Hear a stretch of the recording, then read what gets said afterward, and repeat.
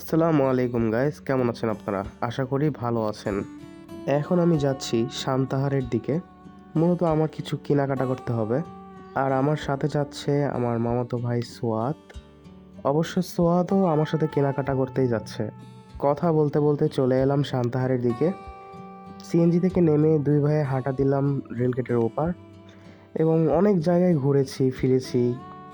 অনেকক্ষণ মার্কেট থেকে ঘোরাঘুরি করার পর চলে এলাম সান্তাহারের জনপ্রিয় মার্কেট হকার্স মার্কেটে।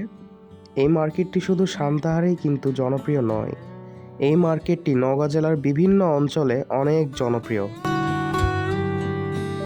বেশিক্ষণ মার্কেটে থাকতে পারিনি কারণ সন্ধ্যা নেমে গিয়েছে এবং আমাদের চলে যেতে হবে। এটা মনে হয় রাজশাহী থেকে ছেড়ে আসা বরেন্দ্র এক্সপ্রেস। বরেন্দ্র এক্সপ্রেসকে দেখে আমার একটা কাহিনী মনে পড়ে গেল, সময় হলে অন্য একদিন আপনাদেরকে শোনাবো।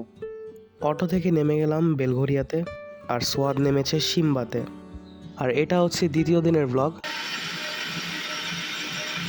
যেই ব্লগের জন্য আপনারা এতক্ষণ আমার ভিডিওটা দেখছেন। Everything is okay. আজকের যে বারবিকিউ করা হচ্ছে, এটা হচ্ছে আমাদের সবার ছোট ভাই জিতু। একে আমরা সবাই আদর করে জিতু বলে ডাকি। ভাইয়া, তোমার জন্য কিন্তু এটা করা হচ্ছে। হ্যাঁ, তুমি খুশি? খুশি। কেমন খুশি? কি মাম্মা খুশি তো? হাসি মজা করতে করতে আমাদের কয়লা তৈরি হয়ে গেছে। কয়লা তৈরি হওয়ার কারণে এখন আমাদের মাংস তৈরি হয়ে যাচ্ছে।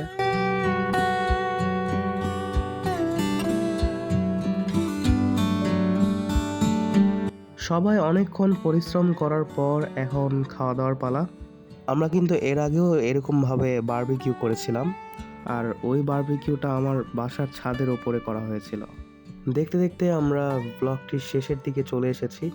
সো ভিডিওটা আপনাদের যদি ভালো লাগে তাহলে লাইক করবেন, আর যদি বেশি ভালো লাগে তাহলে অবশ্যই সাবস্ক্রাইব করবেন এবং পাশে থাকা বেল আইকনটি প্রেস করবেন।